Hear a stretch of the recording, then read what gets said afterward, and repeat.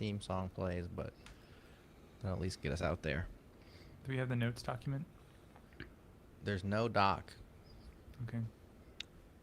Sorry. Freewheeling. I figured you were. I do have my own that just has like 3 questions in it, but I figured that's not even worth sharing. I'm just gonna ask them. You guys already know the answers too, so it's gonna be easy. Oh, well, hopefully. What? No, go ahead. I was gonna say the one thing I did want to ask, if we want to keep the conversation strictly around Safe NPM, or if you did want to talk about the other announcement you had with the GPT-powered threat analysis stuff for us. Is that worth discussing or no?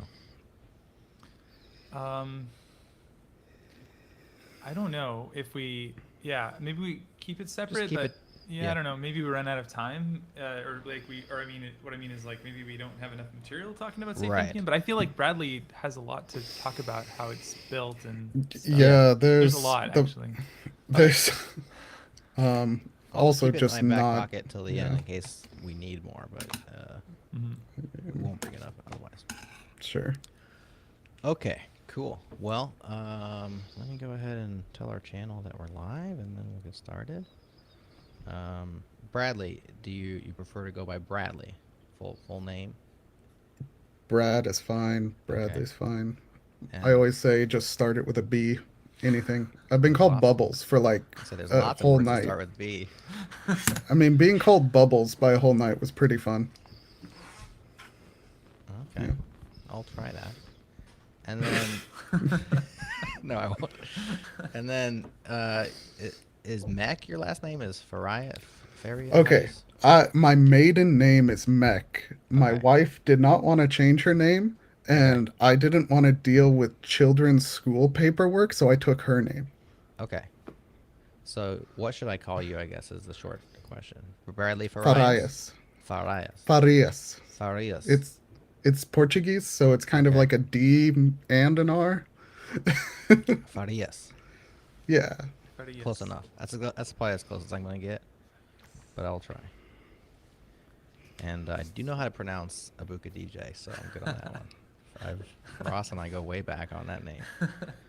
And Bone Skull is very easy to pronounce. Okay, now I'm just stalling because I'm trying to get a message up to our channel here.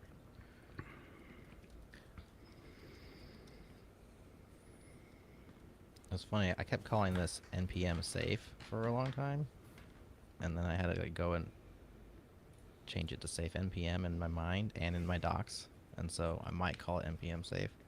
I don't know why. Usually I call it socket NPM, Okay. just to differentiate, you know. Sure. Yeah, I'm the one who's been calling it Safe NPM because it's sort of it's a juicier name, you know. It's definitely juicier than socket NPM. Yeah. NPM safe just sounds like a subcommand. Maybe that's why I'm thinking of it like. I know it's not a subcommand, but like, for some reason I'm just used to having. Oh no, we can go into that. It's actually a talking point. So, Okay. but just to be clear, I have no idea what we're talking about. So, Thanks for being honest, Chris. so I just wanted to be That's a great upfront point. with the context that I'm working from, which is none whatsoever. Sure. It's a great thing because I mean, Yeah, having you be completely green to it. Yeah, allows us to I'm talk about it. ignorant. So Okay, just that's another way remember to that. put it. I was trying to say it in a nice way. Green, Green. wet behind the ears, Yeah, or ignorant. You can just say ignorant. I'm ignorant. Ignorant. Ignorant. Well, you know, we're no strangers to flaunting our ignorance here on the show, so you know that, Chris. Yeah. Your ignorance is safe here. It's Yeah. safe. It's safe ignorance. All right, here's the theme song.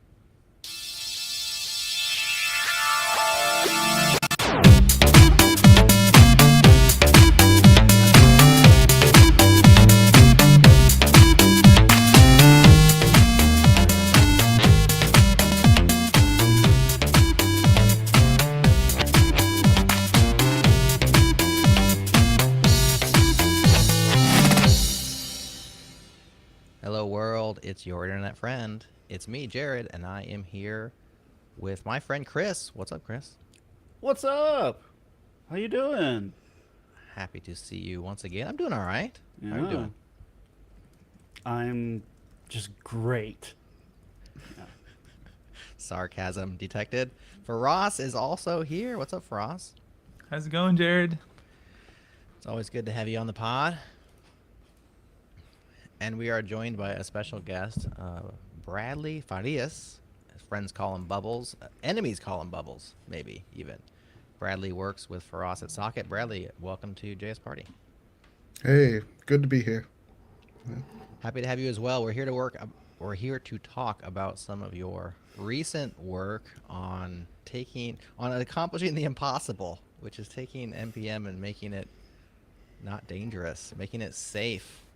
You guys recently announced this CLI tool from Socket, Safe NPM or NPM Safe, depending on your affectation, or just Socket NPM, if you will. And we're here to we want to learn about how it works, why you built it, how you built it, maybe dive into some of the details. Hopefully, we can learn a little bit more along the way about how NPM works, the command line, how NPX works, why they're dangerous, and so on. So maybe we start off with that. NPM install, something we've all typed hundreds of times, most likely. Maybe even every day. Yeah. It turns out, and by the way, spoiler alert, NPM uninstall also fraught with danger, which I learned as reading your guys' announcement. I didn't realize it could install things. It's supposed to uninstall things. Anyways, we'll save that for later. Let's start with NPM install, why it's problematic, and what y'all have been doing to fix that. Take it away, Brad. Sure. So I was trying to figure out a little bit how to satisfy some customer stuff at Socket. We were seeing questions about how developer machines could be protected. Most of our product at Socket was done through GitHub analysis. You've done plenty of shows where people have kind of GitHub CI workflows and things like that. But people were asking, what do we do when we have an install script or security problem on a developer machine? This was a real world incident as well. It happens every so often, every few years. I think developer machines have a fairly big incident from NPM. And the question came up, well, why are things running on your machine? And generally, that's going to be when you run npm install, it might run install scripts or it might install malware directly onto your machine. Both are possible. And so we had to spend time trying to understand all the ways people are using npm on a daily basis. And so we had to basically write something that would let a developer transparently still type npm install on their machine. They wouldn't need to update any code, but it would add protections. So we wrote a wrapper script around npm in a way that would allow it to be used transparently while we injected essentially some stopping points where we could do some checks. Yeah. And so we actually will check for risk and things to let people make that decision when it occurs. It'll show the person the risk in your terminal after you type npm install. It'll be like, oh, this has a CVE, this is a typo squat, this has install scripts. And it just gives developers a way to pause and understand what they're about to do is risky, and even let them cancel everything. So. Okay. So to make sure I'm tracking here, so Socket has all these threat detection tools that you all have built. And it does static analysis, it does other things, looking for typo squats, and has this corpus of knowledge about packages and their level of safety or danger or just what it thinks about them. And there's like a ranking and all that kind of stuff. And that's all well and good for people who run it against their GitHub repos. Because if there's a problem inside your repo, when you push it to GitHub, then Socket's going to help you in that way, right, Farias? But Yeah, we it'll also show. have this. It'll show up on the pull request as a GitHub Right, check. but there's this other threat vector, which is the actual developer's machine themselves, and you can also be attacked on your machine, not on your GitHub repo. And so now when I'm running the npm whatever, I'm letting somebody else's code execute on my machine, and that can cause all sorts of other problems, such as, well, they can just run arbitrary code on my machine. Once they can do that, of course, they've hacked me locally, but then they can also take that power and leak my information or get, production credentials off my machine, etc., to hack servers. And so this tool is still using that same corpus of knowledge that you guys have built with Socket, and it's extending where it works. So now it works as a wrapper for npm. Is that all right? Correct? Farias, am I understanding everything? Yeah, that's exactly correct. So it transparently wraps the npm command, and you can continue then using npm in the same way that you normally do. And if there's no risks, we won't interrupt the installation process. It'll work just like it normally does. But in that small percentage of cases where there's something you want to know about, it'll give you a speed bump and ask you if you're really sure. Okay. And I suppose this is like configurable, and so I can say, no, I actually don't care about this stupid CVE. Yeah. Yeah. Actually, so CV. It's funny you mentioned CVEs, because we don't actually warn about CVEs by default, just because that's the typical reaction of the developer community. So yeah. CVEs are not the focus of Socket right now, even though we do have all that same information that that you get from npm audit or GitHub's advisory database. Yeah, unfortunately, the typical reaction of developers to seeing CVE information is like, yeah, I already know. I got hundreds of those. So yeah, you've seen plenty of npm audit reports, but they do check CVEs, but they always just tell you already ran the code that has the problem. So that's their normal behavior. So we're trying to move the knowledge forward before you install the dangerous thing, not telling you already did something dangerous. And to add to that too, we're looking for stuff that doesn't isn't even covered by CVEs, because when you have a supply chain attack, it's not in a CVE. It's usually some packages are compromised and nobody knows it yet, and so anyone who's unlucky enough to install it for that period when it's full of malware is going to get is going to have a really sad day. And so that's why we want to step in and let people know what's in those packages before they install them. And so one of the things that it will do then is, if there's a new lifecycle script, like a post-install script, it will tell you, right? So this is a little interesting. So if you use install scripts, we treat all install scripts as effectively equivalent, because you can run arbitrary code. So if you can run arbitrary code, a pre-install versus post-install, if they change from pre-install to also having a post-install, we will not give you a new alert, because you're already running arbitrary code when you run it.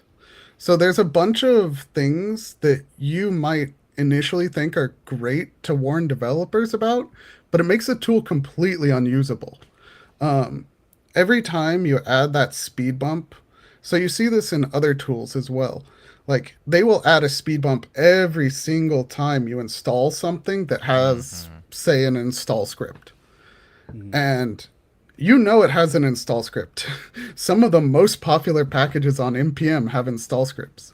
But after you've already run the risky thing, you're effectively already hosed if you didn't agree with it before. So we're only going to alert you if something has changed. And for particularly install scripts, if they add an install script and they didn't have any before, that's something to be worried about. But there's not really a change in risk, actually, if you just change from pre-install to post-install or something like that. Right. Yeah. That was Yes, you That was answered too my lengthy. question, but Yeah, sorry. I asked it incorrectly, I think. So, Okay, ask it the right way this time. well, no, he answered it. Okay. It was, does it alert if somebody like adds a new script where they never had one before? Right. That's what I meant. Yeah, but there's a real like we spent actually way more time than I loved on trying to get the developer actually able to use this tool every day. And so it's really like detailed in how you have to approach meeting the developer where they're at. Like Right. that's the key thing I think for this rollout that we've had. We've had this feedback period and developers have shown us problems with us over alerting or under alerting and everybody wants different things, which is interesting to see. And you've got Right. to find that default middle ground. When you say everybody wants different things, you're meaning like their appetite for being interrupted or being talked to is dramatically different or varying, so that some developers are like, leave me alone unless this is an absolute emergency, and other people are like, actually I really appreciate being interrupted every time a install script changes or every time an is that what you're saying, like people just care about different things? Yeah, so they care about different categories of issues, is one. Um, some people aren't so concerned with things like licensing or stuff like that. Um, Others really want everything. They want any, even the most minute of issues. Mm. Just the install script has changed like one string in it. They want to stop what they're doing until their security team can audit it, Mm. which is vastly different, I think, than most developers who need to be able to, install a React component or something and get their day to day work done. Yeah. Chris, what's your appetite in this way? I'm kind of a leave me alone kind of person. Yeah, I mean, I've just been it's just been way too noisy. And Jaded. so Yeah. I'm just jaded and just like all of this is baloney. I don't really care about any of it. And I mean, yeah, yeah, I'm not the right person to ask. So, That's I was gonna just say, like, I think part of the problem with most of the security tooling, in my opinion, is that by focusing on these vulnerabilities, these are all theoretically gonna affect you, Right. but they're not actually, all affecting you in a real way. They're all like potential ways that your app could get attacked or Right. could get compromised. And Yeah. the problem with there's a lot of problems with the CVE system, but the fundamental problem is they're all theoretical, like problems in your app. And not to mention, like, the severities are all really inflated on the reports. So everything is basically critical or high, because if you use it in the exact correct way, it could be really, really bad, right? But it's probably not used that way. The vast majority of these are just not going to affect you. Right. So I don't want to downplay. Like, I mean, obviously there are very significant CVEs that can be a big deal for you, but just if you just look at the kind of hundreds of warnings that you get on NPM audit, right? Like, how many of those are actually affecting you or going to lead to your application getting compromised? It's like, it's very small percentage of Yeah. those.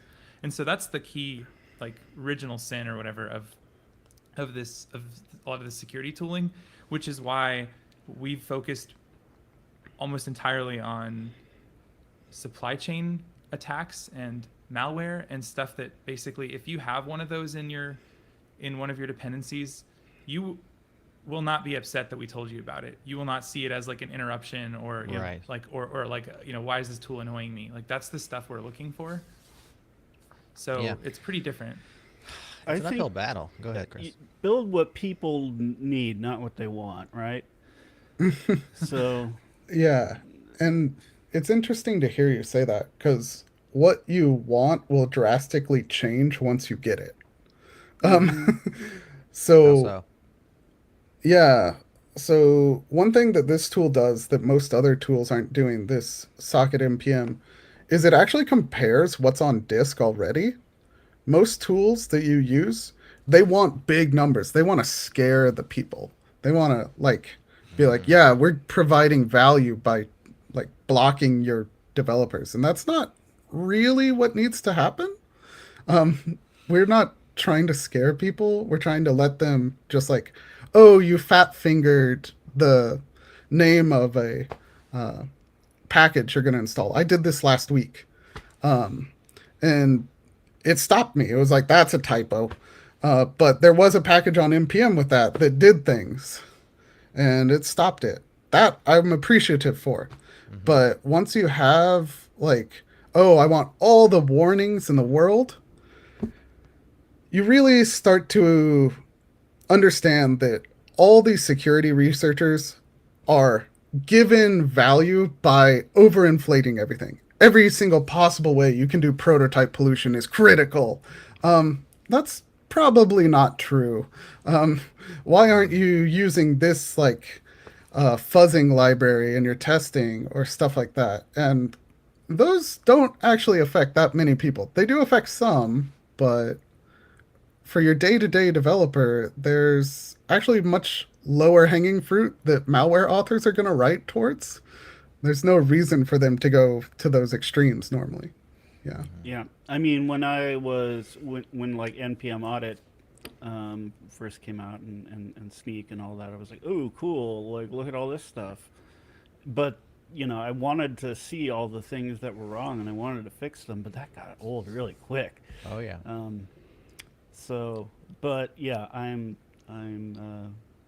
Which is why you're jaded. which is why I'm jaded. And Yeah. I'm with you. Yeah. And this is one of the things I told you, Farias, from the very beginning. I think when you came on the changelog and talked about socket, is like you need to be very careful with your false positives, because you only have our attention, our interest, our patience for so long as a tool until we just completely write you off. Right. And It- low context security tools that don't understand that that vulnerability is only run as a transitive dependency for Webpack, which only operates during builds of this thing and never runs in production at all. Like, how many times I have to tell a tool that eventually I'm just completely done with that tool. It's just noise in my life. And so it's a Yeah. challenge, I think, where you guys sit, because we have years and years and years of these types of tools, meaning security tools, that have been providing not much value because they've had very little context into what I'm actually doing. And your opportunity with Socket is like, you can not be that, but then you also have to have that value moment that Brad just described, when it saves you from a typo squat, when it saves you from this thing. And like, those happen very infrequently, and which is great. Like, you don't want to be vulnerable all the time. You don't want to be constantly being attacked. But when you do, you finally have that aha moment and you're like, okay, I get it. Right. But it doesn't happen all that often. The developers who are asking you to give me all the warnings and all the license things and all this and all that, they're going to get sick of it. Maybe, but there are companies that truly are like heavily security auditing everything they run. I mean, then So- I mean, I don't know about who you're like targeting for your customer base or anything. So, but yeah, maybe you focus on those people. Maybe you have one for somebody else that is normal. All right. I Or think just strike the balance. I think the balance is like, we want to like focus on the stuff that's most significant out of the box and keep the alert level really, really low, so that every developer can just install this and have it as like a security blanket, like kind of like how once you start using ESLint to catch, I don't know if you guys use ESLint to catch like bugs, not just the style stuff, but like the actual kind of bug catching features of it. Once you have that, or even TypeScript is a better example these days. Like, Sure. you sort of feel unsafe when you're like programming without it, because you're like, oh well, this would have caught, this class of bug that I now am not like getting protected from.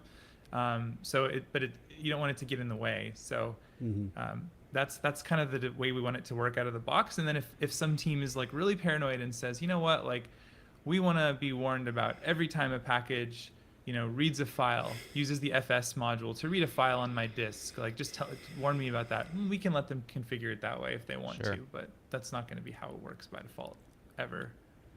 Oh, that would make me cry for most situations. Yeah. People don't understand how many times people are writing the files. Yeah. Yeah. So when you set out, Brad, to write this wrapper program, surely there was, I mean, we can tell how much thought you've put into even just the way that it operates, but actually getting it to do what it does.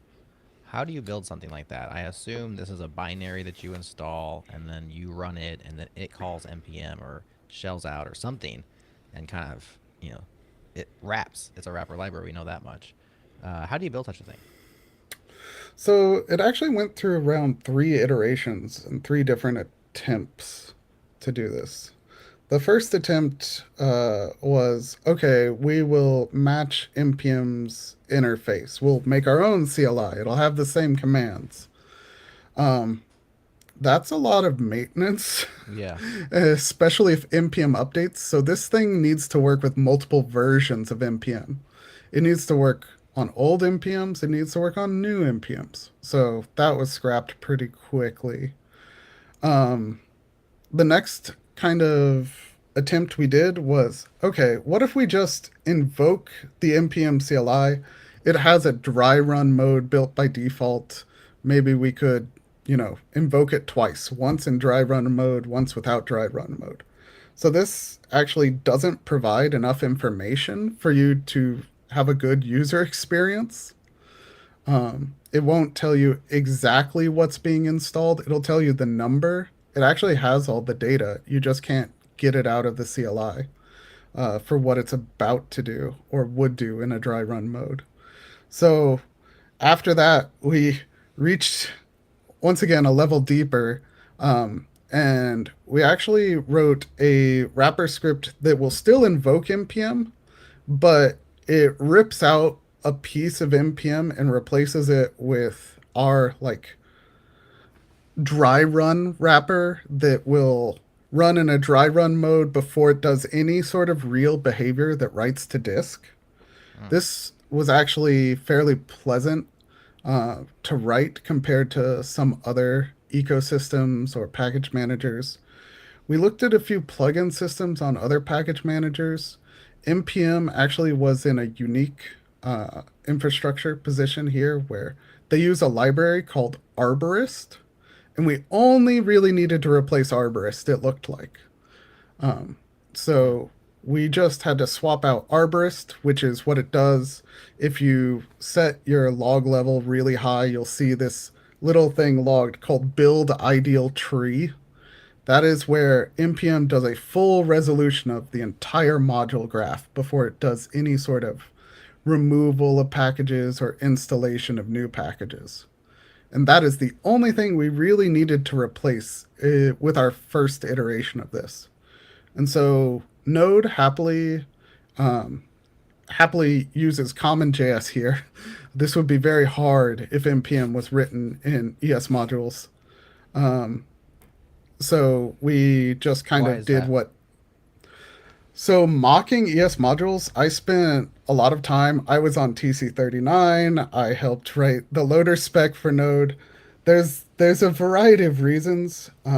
We actually have a spawn sync call at the front of our wrapper to invoke an ES module only package to do something. It has timing issues. It's very hard to mock and has some memory leaks. Let's go with, it's very lucky that npm is still writing CommonJS. Yeah. Okay. And so basically you you load the entry point and then you monkey patch and then We actually monkey patch before the entry point occurs. And that's where the timing is problematic for ES modules. right. Yeah. So Yeah, that's there's how no the- way. yeah. There's no way for them to really stop us. Well, yeah, I mean that's how the module level mocking tools work anyway in CJS. You're careful not to load the thing, and then you configure it, and then you tell it to load, and it swaps it out, right? Cool. So the full dry run move, was that your second iteration, or that's still happening now? Like with your released version? Ooh, so it's a little bit mixed now in our third iteration. The second one was we tried a full dry run. We would just invoke the npm CLI using hyphen dry run. Mm-hmm. This is kind of the recommended way to do it by npm configuration currently.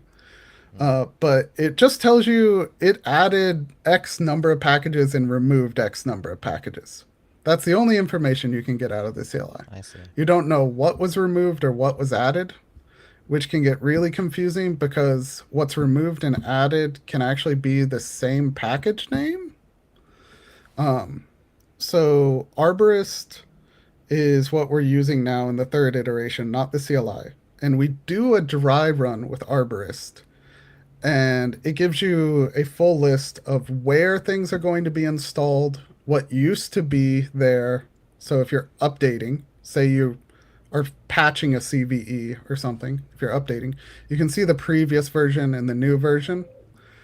And so we do this dry run, and then after we get all the package version information of what's new, what's old, we actually synchronize that up to our API and then throw away actually the dry run. We don't use it again. npm has some global state going on. A lot of npm's code base is not really built to be hooked into, and so we have to throw away that tree even though it did a bunch of work and do a effectively fresh install and make sure it's only going to install what it said it would in the dry run.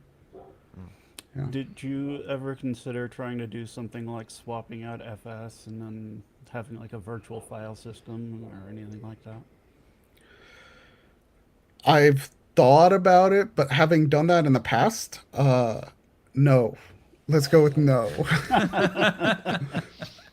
I actually wrote one of those. Or what? Yeah, so I have a like 2014 conference talk about writing an archive loader for Node, similar to what Electron does with ASAR files. Virtual file systems are very hard to write in a way where you won't get into edge cases. It's much easier for us to intercept and take over a whole library because we're not changing how they're writing to disk. We just don't want them to touch the disk at all. So anything they do to disk would get really complicated really fast. We'd have to understand how their cache system works because they synchronize tarballs down. We'd have to prevent them from even downloading the tarball anyway because we don't want to download malware at all. So now we're intercepting FS calls too, also with HTTPS calls. So yeah, it gets super complicated. So the dry run doesn't grab the tarball at all? No, it only needs the metadata information to do Right. version resolution. What is it called? The Packafest? Packument is what Packument. they normally call it. Oh my goodness. Who called it that and why? I need to speak to the manager. So, is there a perceived or even maybe not tangible but still there performance hit with running this wrapper? Because it seems like you're doing some dancing before I actually get my commands called. There's some, there is a cache going on in npm, so it's not as big as doing the two different runs of a CLI. But I'd say the most common thing I see is we encounter some really wild versions or packages we haven't crawled at socket yet, and it has to pause if it encounters like a package we've never seen before, waiting on the API to do a full like transitive crawl, checking all the dependencies of it. It doesn't take very long, but you might see like a spinner as it counts down the number of like transitive dependencies it's trying to analyze. I was doing it this morning on one of ours, and it was like 2,500 packages on a clean install to be analyzed. And so you just see this number just going down as fast as you can, but it's visible, the performance loss when you do that. But Sure. I want to say though that one of the benefits of the approach we took at at Socket is that like the analysis isn't happening locally on your machine. So when we do an analysis of a package, it's done on our servers, and that way we can cache the results for everybody. So when you request, a result, when the CLI requests these results from the server, most of them are cached. But like Bradley said, we're not pre-analyzing every single package on NPM yet, just because that would be incredibly expensive. We've done kind of a pre-analysis on every latest version of every package over 500 weekly downloads. So that's almost everything that you would install by typing npm install. But if you do have some like random old version of a package in your lock file, it might be the first time we're seeing it. So we'll analyze it and then save the results, and then it'll be fast after that for everybody else, and including you too. That's also necessary so that we don't have to download malware tarballs onto your local machine. We have to do it remotely. Makes sense. But we have two. So as an end user, though, I have two APIs. I'm basically reliant upon being readily available and fast. I have to have Sockets API, and then I have to have NPM as well. And so potentially I have 2 points of failure for my stuff getting installed. Chris, go ahead. Oh, I was just gonna ask: is this like a open source project or what? It is open source. We're not trying to make it generic yet. We have some designs on making things generic. We actually had to do a major UX tweak in the last week. That's hard to say, actually. It's tweak week. So, yeah, in particular around how people are using npx or npm exec. I don't know if you're using those in your install scripts, but a bunch of people are apparently. And Yep. so even if it's open source, it's a little unstable while we figure out all the interesting use cases in the open source ecosystem. We use that. So there's like a lifecycle script to do a clean reinstall of everything, right? And we want to rimwrap some stuff, and so I don't have node modules, so I use npx rimwrap, right? Yeah, so we'll still intercept that. We've always intercepted that, but by default, there's no ability from npm to prompt and tell you you're about to install something. So npx will blindly install it. Normally it'll prompt you, oh, do you want to install rimraf? But if it doesn't have a terminal to prompt you over standard in, it'll just blindly install regardless. That sounds like a security possible problematic. We used to error on it, but this week we pushed an update. We have it on our blog post. We had to like put down an inter-process communication server and synchronize terminals. This isn't too uncommon in things like VS Code do it, but it was just something that we weren't expecting to do. We thought an error would be enough, but too many people are using npx and install scripts even. So, yeah. Wait, what did you do? Oh, there are a lot of people who install things in their pre and post install scripts. Wait, It's what for is this? pre-install No, install. sorry. You said something about IPC and something. I'm like, Oh, what- that what- part. Yeah. Yeah, so basically the problem is npm normally will use a pipe and not standard IO when it spawns child processes for pre and post install scripts. So you can't actually be like, please tell me if you're okay with all these risks you're about to do. Right. npm would just log it to a file, basically, if you wanted. You can change that behavior using --foreground scripts, and then it won't use a pipe. It'll inherit standard IO to the child processes. But if you do that, it has a lot of weird effects. Like it suddenly can't do install scripts in parallel. You get a lot of garbage printed to your console because people are putting debug things in their pre and post install scripts. Or asking for Yeah. donations. Yeah, there's a lot of that. There's a lot of install scripts doing that. So Yep. we had to put essentially a server down on disk, which gets connected to by finding an environment variable. And it basically says, hey, I need to capture standard IO. And it tells that to the root process doing the original npm install. And so once it captures it, then it can talk over standard IO through the root process. Wow, that's a pain in the butt. Yeah, I'm thinking. It's not too uncommon in a GUI world, but I think it would be nice if more tools allowed this. And like the whole reason MPX has that security concern is because it doesn't want to do this handshake. Let's take it back to the basics for a moment for those of us who are just thinking about, well, maybe I would use this, right? But maybe I'm just a person who uses npm from the command line and npx, and I don't know very much about them.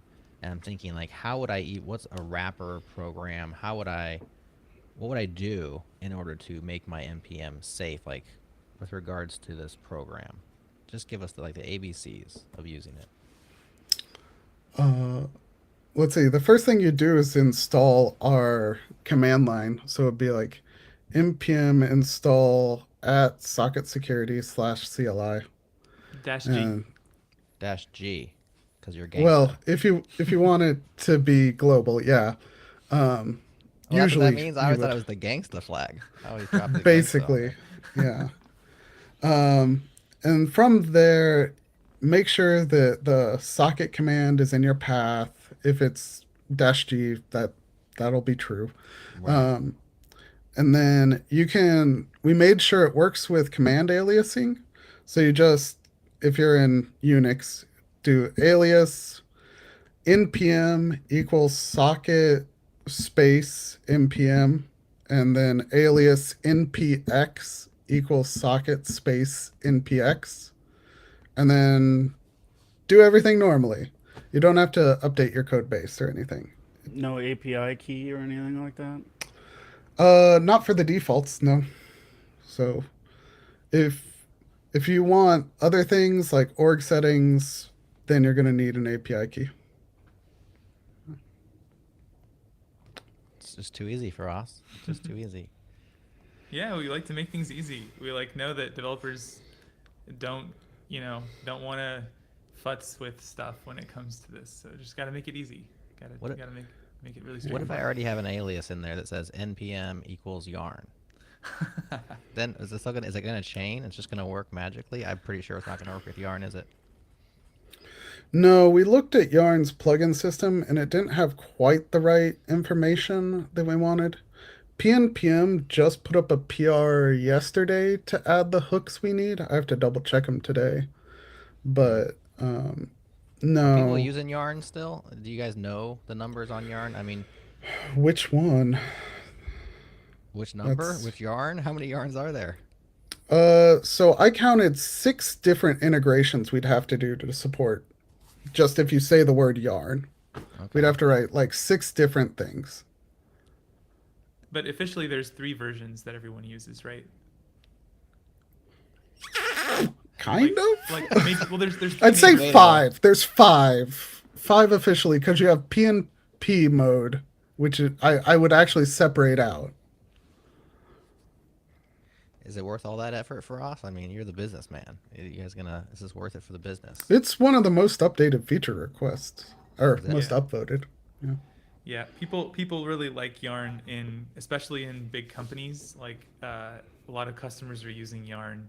I think we haven't committed to doing it yet, but I mean, if enough people keep asking us for it, like Bradley said, it's like one of our top upvoted requests. Which is, by the way, it's always fun when you work super hard on a feature like this, safe npm, and then you put it out there, and the first thing you get is, can you make it work in Yarn? Can you make Right. it work in PNPM? Can you make it work here? And it's like, I mean, obviously we'll do it eventually, but yeah, it's people always ask for the the course. next thing.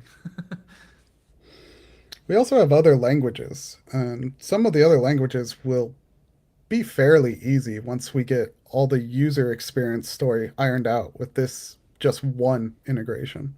Mm-hmm. Yeah. But Python package management is a whole nother story. I was gonna make a joke about Python.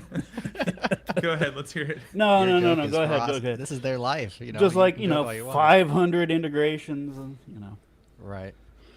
Yeah. Yeah. People think that people like to make fun of JavaScript for being crazy and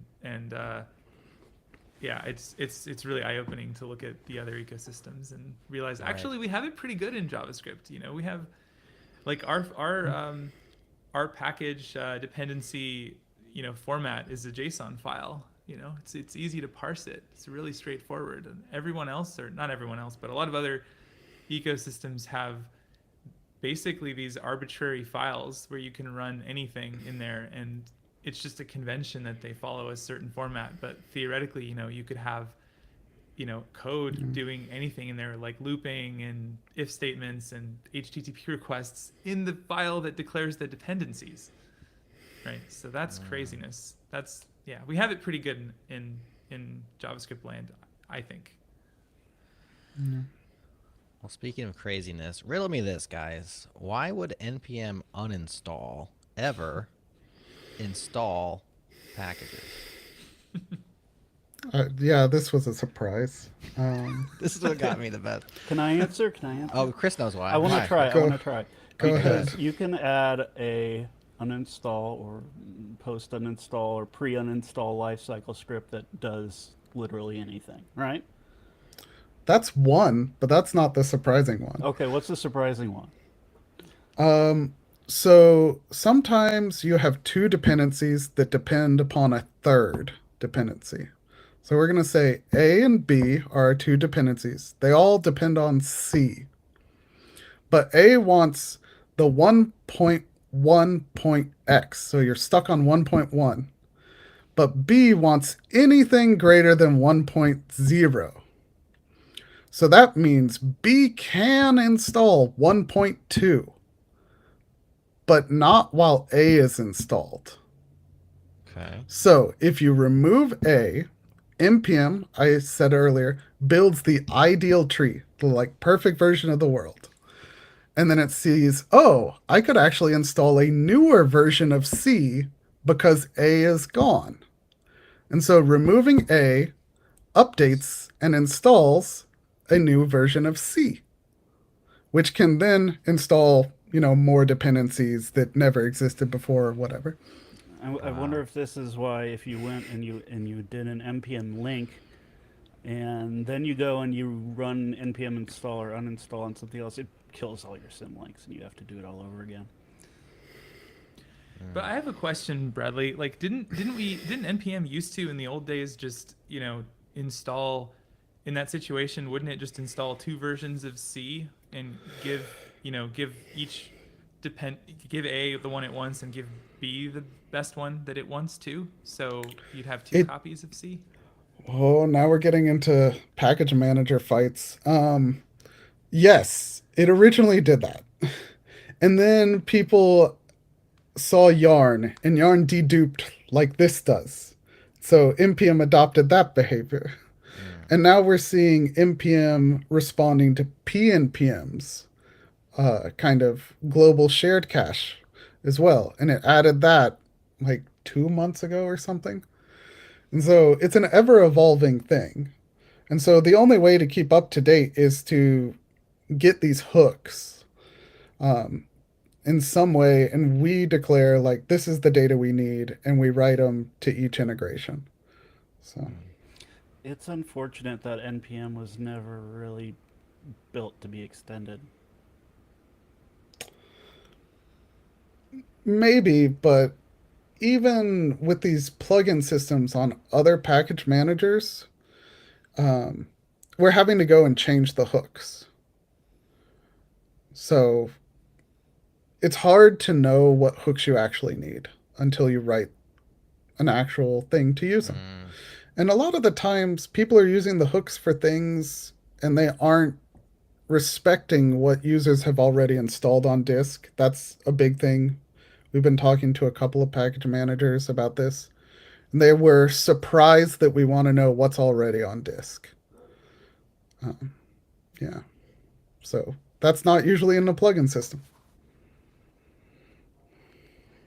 so this affects your version of npm because it can't simply say you're uninstalling, so you should not ever install anything, because that's actually a legitimate npm feature. You know, whether it's misguided or not, it's a real feature of the package manager. And so now you have to be able to, I guess, watch what it's doing at uninstall and making sure that it doesn't install things it shouldn't be, but can install things it should be? Or do you just punt? How do you deal with that? Yeah, so npm was probably the easiest to do even without a plugin system. So Arborist, their library for basically doing all the version resolution and building your ideal tree, will show you any operation it's about to do, anything it's going to remove, anything it's going to add, and anything it's going to update. And so instead of checking for this is an install or uninstall command being run, we always just completely take over Arborist. And whenever Arborist generates a installation or a update, that kind of stuff, that is what we're checking against. We have no consideration for the commands. There are so many ways to install stuff using npm. npm CI, npm install, npm update, npm uninstall. Yeah. Okay. So help me understand if I understand this correctly.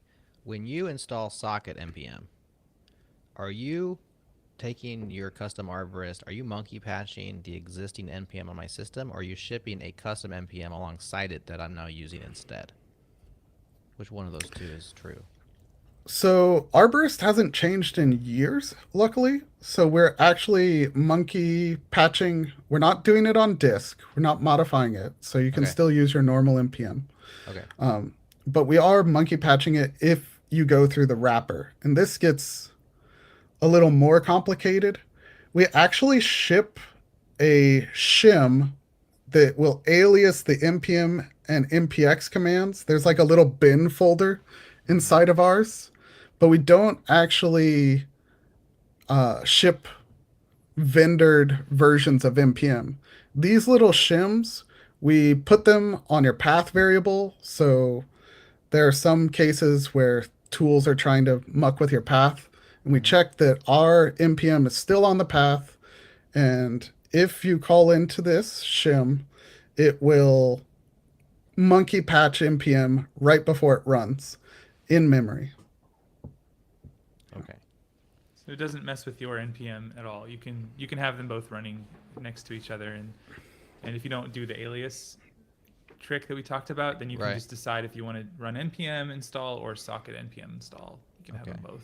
So when we call it a wrapper, though, you're actually wrapping a different version of npm than the one that's on my disk, or you're you're shimming the one on my disk and changing it at runtime to operate Yes. a little differently. Okay. We are using the one on your machine. Okay. So it works, I think, on anything that's not end of lifed. So, yeah.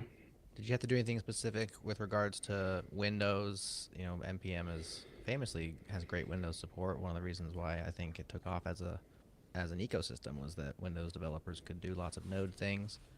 Was there anything that you guys had to do for Windows support, or was it just kind of baked into the cake? We actually had to disable Windows support because we found some bugs. So npm, when you run commands on Windows, and particularly the standard way you interact with cmd.exe, it creates wrapper files, these .bat files, Yeah. which use some like uh, more complicated than I enjoy shell scripting in order to just invoke the proper command.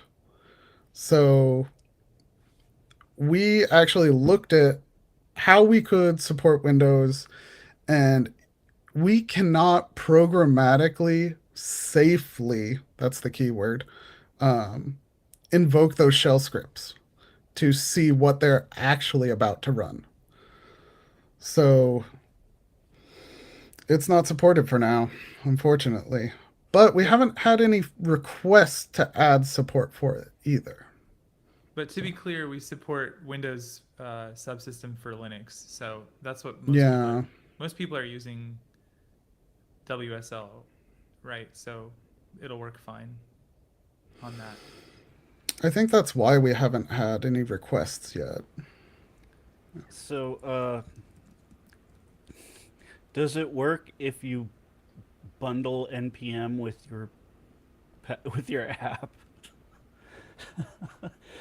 So if I got a library or an app, and I've added npm as a dependency because I want control over because my thing wants to run npm. I want control over what version of npm I'm running. And so how you do that, you depend on a version of npm, right? Right. Is safe npm gonna hop in there, or is that gonna be like, I don't know about that? As long as the npm in question is in the path as npm, it should intercept it. I mean, it'll be So- in node modules npm. Yeah, but it has to be in the path. Like, You'd have to So basically it's- change your script to run socket npm instead of your local npm, I think. not normally. If you like were running it by requiring it from node modules, it's not going to patch that. Right. But if you run it from the command line, it should, in all normal cases. We actually go out of our way to like try to make sure your path looks correct. So Today's extreme edge case brought to you by Chris Hiller. Chris, is this something you're doing? I've considered it. It's on the Okay. table. It's on the table. Yeah. if it isn't working, let us know, because that one should be working. I mean, that npm's not going to be in the path, so it shouldn't work, right? But anyway, If you use any sort of npm run, it will be in your path. nope. Anyway, so don't worry about it. Don't worry about it. I'm not gonna. Yeah, don't worry about Give it a try, Chris, and let them know. I mean, it. It's just, you know. Also know that npm's bin directory is now considered deprecated, so don't rely on that. all right, guys. Are there any other interesting implementation details, dragons that you uncovered and slew? I don't know, slew them in order to accomplish this? Is there, or what? Is there anything else left on the table that we have to pick up and chew on? There's certainly stuff still left on the table for us to do. We got a bunch of specific requests on like edge cases, particularly around installations from Git repositories. We saw some interesting oddities there. Like, you can't ignore scripts from Git dependencies, even if you use like npm's configuration to ignore scripts. Like, it'll run them anyway and stuff like that. So we could do better there. Some people want a bunch more configuration options. Yeah. All right. Frost, anything else that we haven't asked about this cool new tool?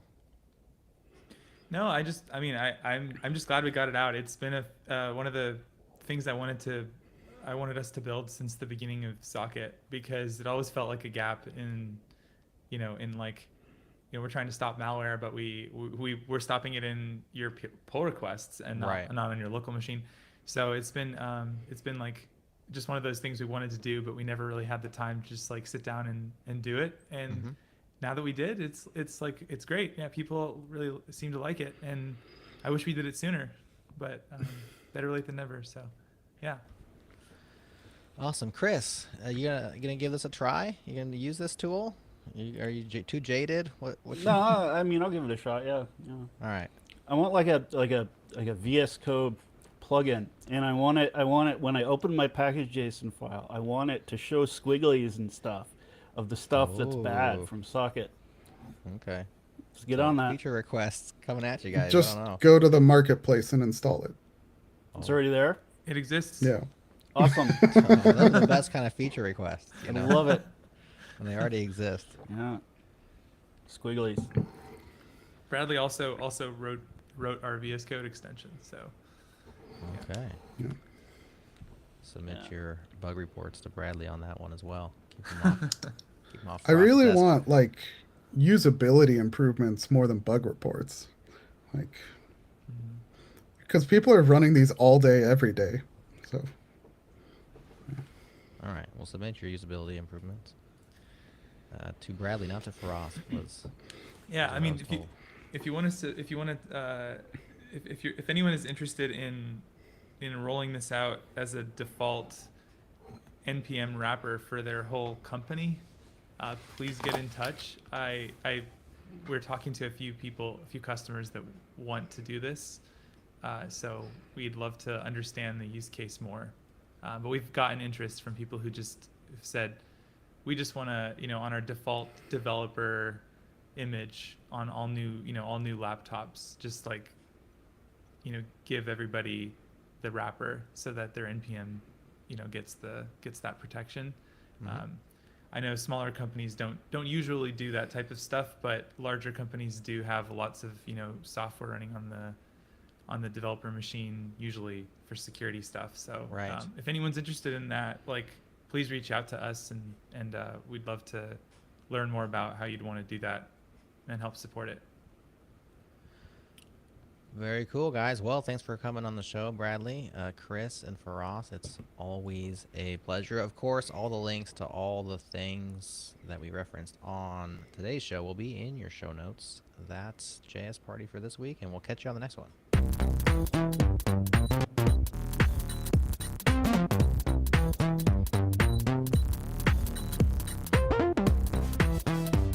I'm a Yarn user, so sorry, guys. Not that I really have a preference to Yarn. It was like when it first came out, it was so much faster that we just switched over to it. And I think NPM is probably just about as fast now because they did a bunch of work after that. Yeah. And now it just bugs me that I have to use Yarn because I use NPM on so many small things, and then on our main project I have to remember how to use Yarn. Yeah. And then I'm like, what's it? Yarn I instead of this, or Yarn add? Can you switch back easily, or is it Probably. too integrated at this point? No, I could switch back, just inertia based. it's a huge amount of effort to make this work with Yarn. Yeah. Mm-hmm. I would almost just wait it out, Maybe Eventually, well, all of us Yarn people will be dead or moved on. I don't know. because there's also Bun now too, which we talked to them. Yeah, that's probably All more. sorts of people. And what's the other one? Dino, yeah, also Dino, which Yeah. is all. I guess they do package JSON now. Yeah. Yeah. Yeah, Dino's a whole nother ball of wax. I think Yarn got so much help from. The adoption really started when NPM was kind of there was a little bad period where not much was happening, and it was this really good competition that showed up. It was well, why is NPM not deterministic, and why is it slow, and let's fix all this. And then that competition made them up their game, and now a lot of the benefit, workspaces and all that stuff, was really good. And then now a lot of those reasons have gone away, but yeah, I don't know. I'm not really a Yarn user, so I don't know what other reasons people use it for as well. But Well, I'll tell you. I told you what mine was. It was just straight up. I was in that malaise where it was like, why is this taking so long? And I was like, Mhm. oh, another tool that does the same thing but faster. Easy switch over. I was just Mhm. like, let's do this, and then I just stayed there. I wonder if like, is that gonna be the Dino story? You know, is it gonna be like Dino came in and made Node do a bunch of stuff, and now they stepped up to the plate, and Node got better, and Dino kind of just like stayed fringe, or not? I I don't know. don't think Node has done anything in response to Dino. No. I mean, they've done a bunch. They have the HTTPS imports, but it's flagged due to like nightmare level security problems of just that security model. We have the permissions model gets unflagged this month um, Oh, for maybe all not. those like They have web APIs like the file API, yeah blobs and stuff, fetch. I mean, I don't they know. got a lot now. The test runner. Yeah. Yeah, but I think that's the problem of being the differentiating features. We do this, but more.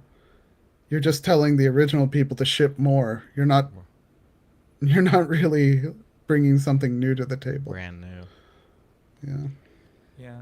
But if they were staying, I mean, yeah, maybe they that just means they need to go faster and add more stuff and just be Right. ahead or something.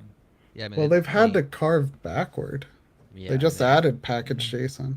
That's right. They do. Yeah. I asked Ryan that when he was on the show about, I feel like what you could come out and say is like, with Dino, you can build this type of application that you can't build with Node. Like, it actually has something that's new and different that's like, actually, you're going to need a Dino thing to get that done. Does it have anything like that? And it was more like, no. It's like, he's like, you can build anything in the world you want with Node. It's just like, this is me doing Node the right way, or what I think is a better way. And so it's like better Node. It's not like, by the way, there's a brand new class of apps. Like, that's the kind of stuff that's, I think, more disruptive, right? Mhm. Versus like just more, or just different, or just better in certain minuscule ways that can be easily caught up to by effort. I don't know. Yeah, I mean, isn't that the story of all of JavaScript, right? Is like, like people have always said, well, if we could just do it over and do it the right way, wouldn't everything be better? Like, why are we using this bad language? Or, there's always Sure. that like argument, and then it's always never really panned out for those people. I'm not saying that's exactly the argument he was making, but it Right. sounds a little like it. I mean, like, no one really cares about the the warts in the language that much to like switch everything over to something new. If Right. that's the only benefit, is that, oh, it's like nicer in some aesthetic way, that's not really gonna make a difference for people enough. Mhm. It needs to be like 10x better to like Right. get over that inertia.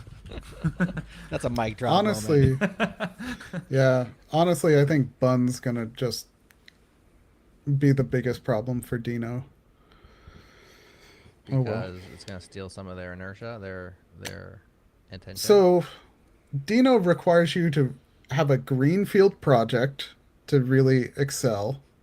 It requires you to write something that doesn't have as many tutorials. Um, it also requires you to have this security system that you always have to disable in production for the most part. Mhm. It's just a very strange thing. And then Bun came along and was like, okay, we're going to take the TypeScript integration idea, we're going to take the not node modules install thing to speed it up, and we're just going to strap that onto Node. And that is a much more compelling thing than having to rewrite any sort of software. Mhm. Like, yeah.